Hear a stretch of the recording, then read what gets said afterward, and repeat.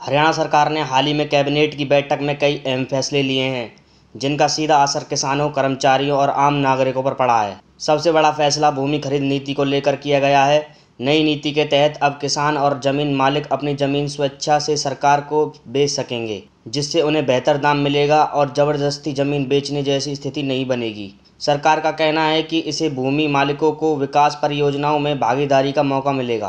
Cabinet ने शहीद सैनिकों के परिवार के लिए अनुकंपा नियुक्ति नीति में भी बदलाव किया है। पहले यह सुविधा 3 साल की समय सीमा तक सीमित थी, लेकिन अब यह शर्त हटा दी गई है। इससे पहले लंबित 8 मामलों को राहत मिलेगी और योग्य परिजनों को सरकारी नौकरियां भी मिल सकेंगी। वहीं हरियाणा के पूर्व विधायकों को अब देश भर की यात्रा के लिए हर महीने 10,000 का विशेष भत्ता मिलेगा। राज्य की महिला सरकारी कर्मचारियों को भी अब राहत दी गई है। अब उन्हें साल में 25 कौशल लीव मिलेंगी और पहले 20 थीं।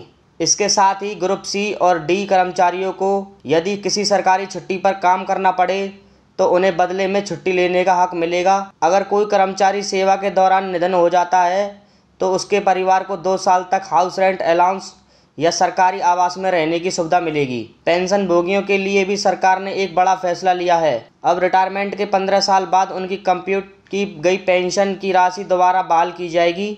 यह फैसला लंबे समय से जारी मांगों को ध्यान में रखते हुए लिया गया है। वहीं पत्थर और रेत जैसी खनिज सामग्री पर रॉयल्टी को भी 2 गुना कर दिया गया है, ताकि राजस्व बढ़ाया जा सके। शहीद जवानों के बच्चों को भी सरकार का अब आर्थिक मदद देगी।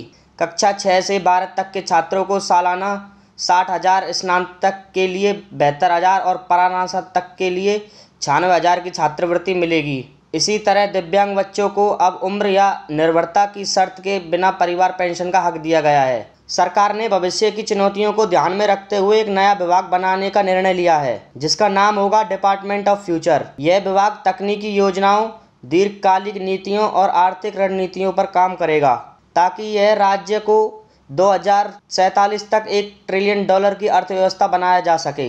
धन्यवाद।